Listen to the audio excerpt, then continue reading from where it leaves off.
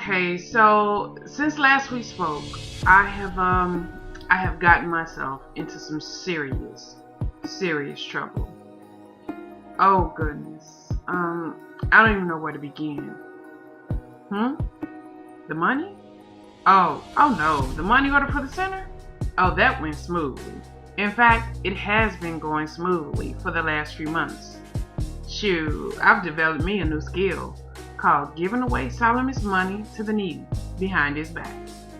You know, he may not think much of what he called charity work, but his black card did not feel the same way. No, that was not my problem. I think I can safely say that this problem began when Morey Yosef announced to all their congregation worldwide that he and I will be married. Yep, that's when it started. I mean, it started like any other Shabbat. You know, Hadari and her Ish and their little bot, they came to pick me up for Shabbat class. And like every Saturday, Solomon waited with me to leave so that we can leave the house together. He headed to the office. Yes, I know what you say. Yes, Morey Yosef has been a little extra attentive to me. No matter how I have tried to discourage his attention. But I just figured, you know, he was just too vain to face the fact that I didn't want to be with him. So most of I call myself just ignoring him. Well, I had no idea just how vain this man was.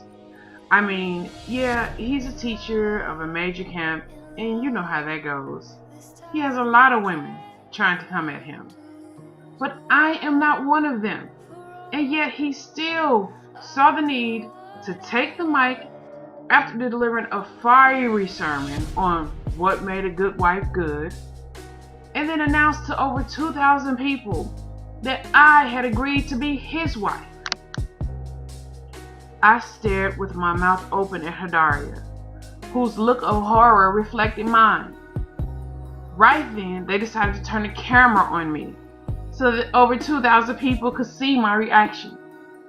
Well, my reaction to that was to lose it and crack up, y'all. Right there in front of everybody.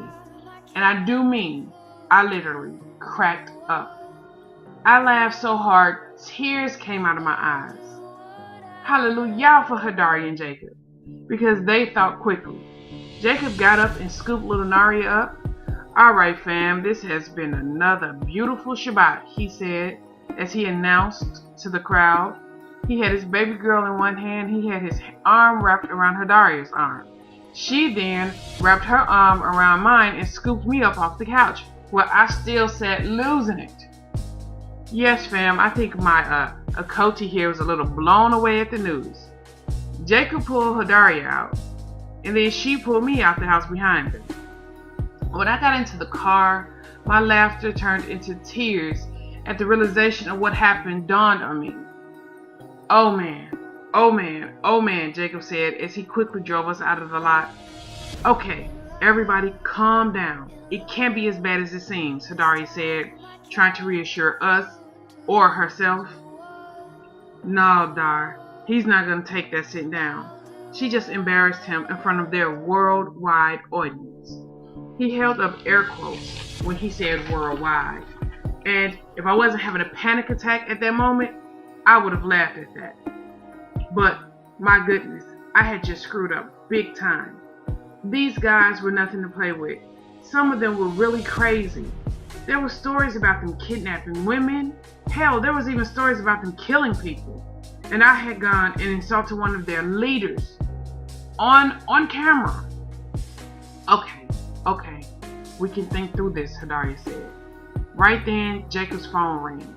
He answered it and instantly held the phone away from his ear, as Joseph's voice could be clearly heard calling me all kinds of B's and H's, and he kept saying that he was going to deal with me, and he was going to deal with them for taking me away from him. Bruh, calm down, please, Jacob said in the phone. You had just surprised her, that's all. He looked at me through the apologetic through the rearview mirror. Well, bring her back so I could talk to her. I could hear his voice clearly in the phone. Bruh, give us some time to process everything. You just can't drop that on a young lady. You know it's a lot of responsibility that comes with being your wife. He looked at Hadaria, who turned to look at me. We all knew Jacob was just trying to buy some time. Jacob, I want my wife here tonight. She can come on her own accord, or the fellas can come give her a little assistance. You understand me? That's all. And then the phone went dead. We drove the rest of the way to the condo in silence. In fact, nobody spoke until we were behind closed doors of Solomon's place. Solomon was still at the office and would probably be there until after dark. Okay, y'all. How much trouble am I in? All that stuff folks are saying about them, about your brother. I mean, it's just rumors, right? I asked while I was turning on the TV in Solomon's game system for little Naria. Hadaria walked into the kitchen, and me and Jacob followed. Colty, I ain't gonna lie. I don't think they rumors. These dudes, wow. They done some things. I could tell by the look in their eyes that they believed what they were saying. Oh my goodness, what am I gonna do? I was really starting to panic now. This is your fault, Colty, Hadaria told me. I told you to tell Yosef about Solomon a long time ago, back when he first got it in his head that he was gonna try and be with you. Colty, tell them what about Solomon? Tell them, yeah, I'm shacking up with my boyfriend who thinks he's a black Greek. And yeah, he's a lawyer that don't do nothing for his people. Oh, and did I tell you? He has tried to force me to marry him too. Well, Colty, you are living with the man. And sleeping in the same bed as he. Jacob supplied with his same reasoning. It only made me madder. No, I may be sleeping in the same bed, but I still have my virginity. No man is going to force me to be his wife. You hear me? Not your crazy, egotistical maniac brother, and definitely not some black Greek. Goodness, how damn insane is that? A damn Hebrew who thought he was a Greek. It wasn't until I saw the shocked looks on their faces that I realized that I was yelling at them. And yes, well, they have never really heard me yell before. Sorry, I said, peeking my head in the living room, relieved to see that little Naria was still clicking away furiously at the game controller. Well, Colty, what are you gonna do? Hadaria asked. I thought about it for a minute, but there was only one answer. I'm going home. What do you mean? Hadaria asked. I'm going back to Chicago. We're getting ready to go into winter break, so I'll just take that time and transfer to a local college. But where will you live? Jacob asked. With an old friend of mine. She runs a boarding house for folks that had just got out of prison. I'm sure she won't mind renting me a room until I can get on my feet. And I'll just find a job when I get back. Are you sure? They asked. I nodded. Yeah, it won't be a problem. I mean, will you guys be okay? Jacob waved his hand. I ain't scared of my brother. He laughed, but I wasn't really convinced. Well, when will you leave? I thought about that. Yosef said I had until tonight, right? They nodded. But I'll be safe here with Solomon tonight and tomorrow because he doesn't go into the office on Sundays. So I'll leave Monday morning after he leaves to go to work. Can you give me a lift? I asked Hadaria. You're not going to tell Solomon you're leaving? I looked at her as if she had two heads. You think Moray Yosef is crazy? He ain't got nothing on Solomon. We talked for a little while longer, and then I hugged all three of them, Jacob and Naria, for the last time, assuring them that I would be all right. And after seeing them out, I curled up on the couch with Floyd in my lap, and I cried. I sat back in my office chair and linked my fingers together instead of doing what I wanted to do, which was to smash something. Nico sat in the chair in front of my desk as we together watched Stormy and her friends discuss leaving me on the screen in my office. I think she's ashamed of you, boss, Nico said in his low tone. He never spoke louder than that. I think so too, Nico. She's gonna try and leave me. I spoke through clenched teeth. Poor thing, came out on a whisper. Then, she's afraid of the Moray and his group of merry men. Nico, I said, I didn't think you were a poet. One side of the man's mouth lifted before he slightly dipped his head. I dabble, he whispered. I sat back and listened to her plan her escape, and rage like I never felt before shot through me, so intense that for a moment it robbed me of my breath. She accused me of not doing nothing for my people, as if I didn't know about the Stormy Foundation. Every week, she sent $500 to Naomi Mabel for their little community center. She gave Mark, the janitor in my building, $200 so that he could get his little girl a bike for her birthday.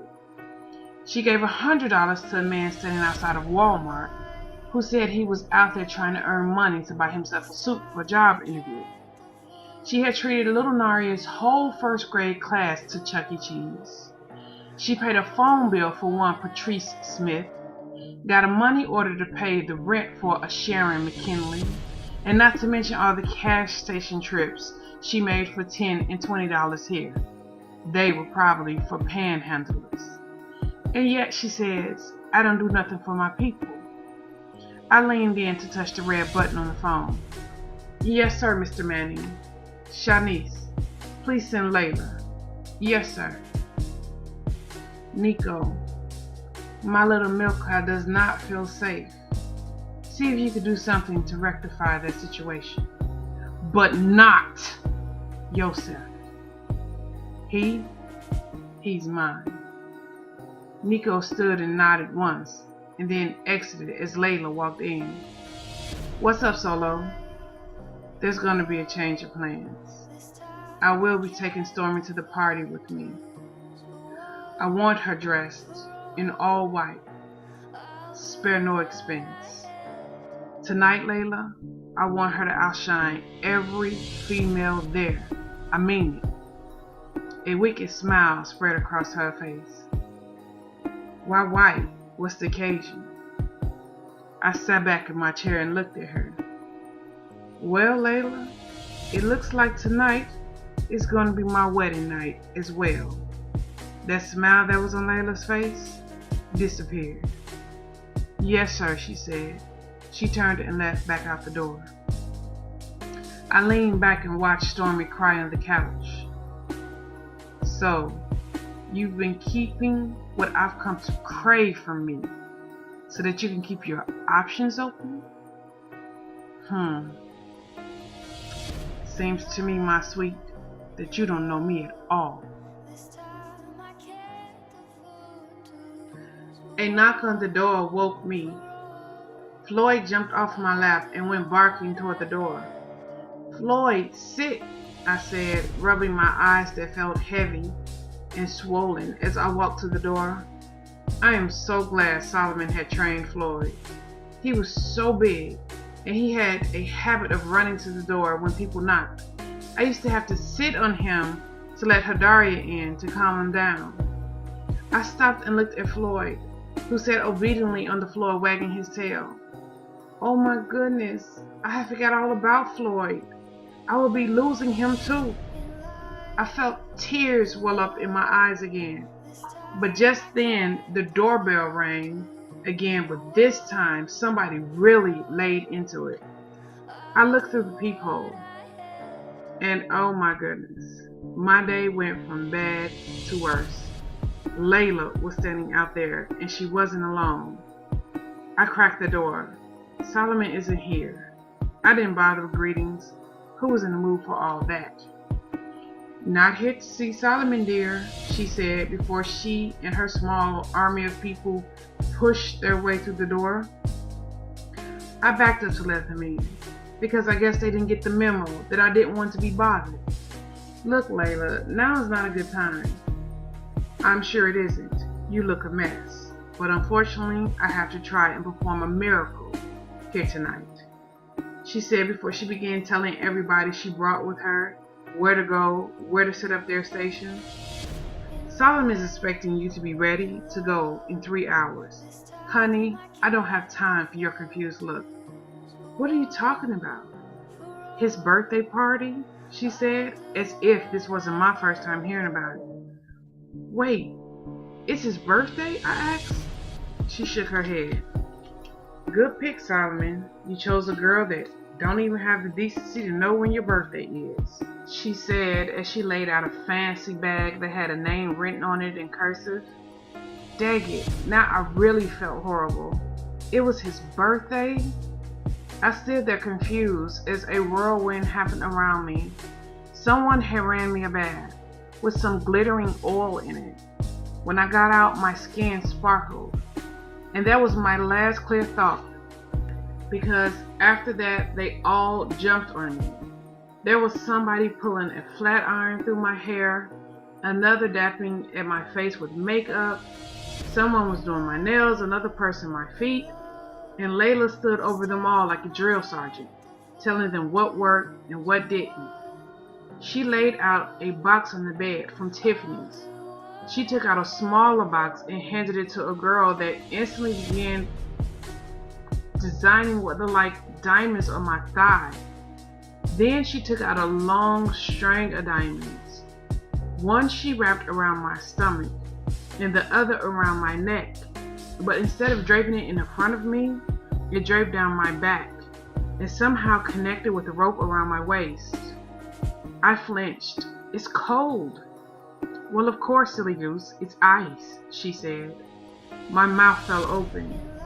"These are real?" I screeched. Layla stopped and looked at me before she shook her head. "Some girls have all the luck, huh?"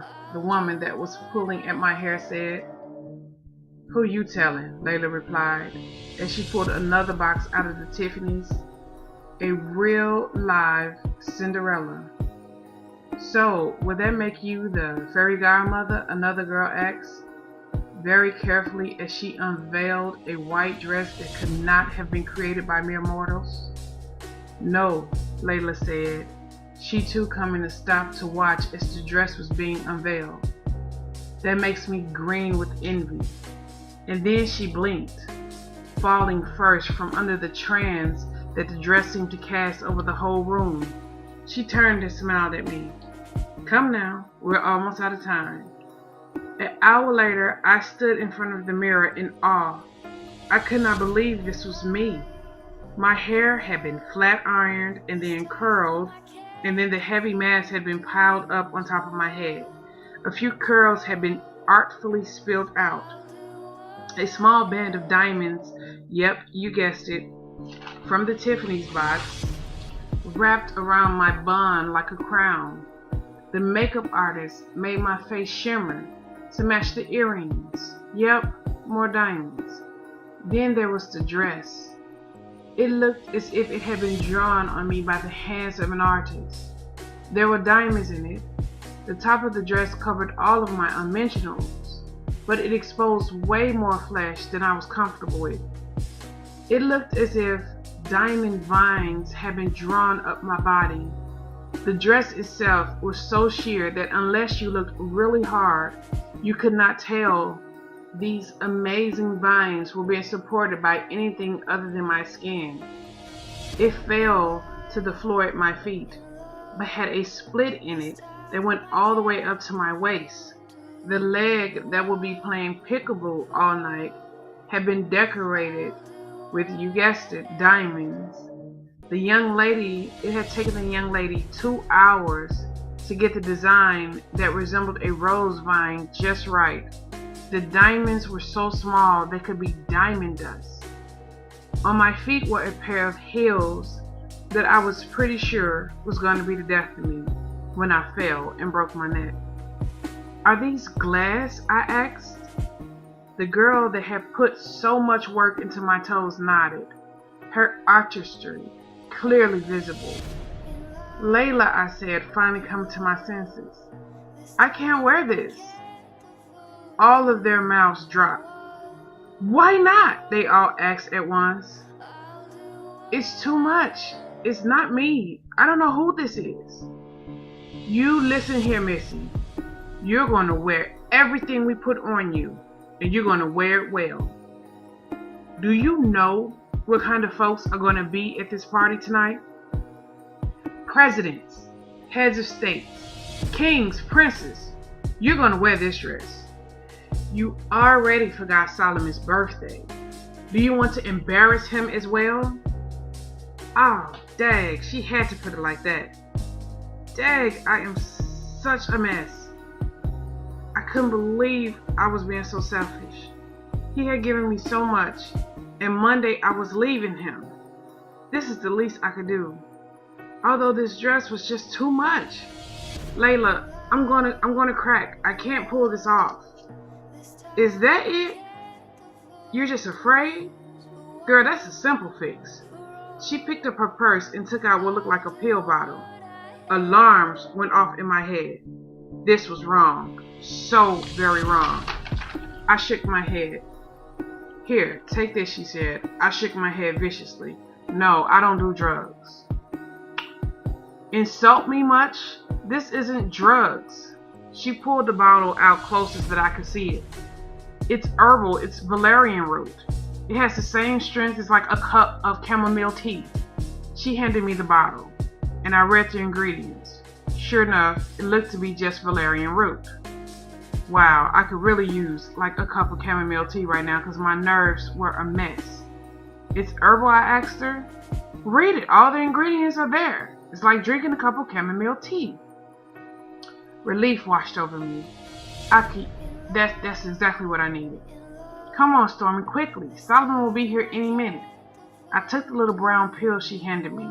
Then she shoved a glass in my hand. Here's some apple juice. I drank deeply. Big mistake. The pill and the liquor went down my throat like fire, causing me to choke. "Ooh, what happened?" Layla asked, looking at me and the glass I held. "Girl, I am so sorry. I made a mistake and gave you my glass. I meant to give you the apple juice." "Oops," she said, causing the other girls to laugh behind their hands. "What was that?" I asked, trying not to throw up. "That was tequila, but it was just a little bit. You should be fine." Something in the way she smirked at me made me feel as if I had just made a huge mistake. Dang it, how many mistakes could one individual make in one day? Unfortunately, that won't be the last or even the worst one I will make before morning.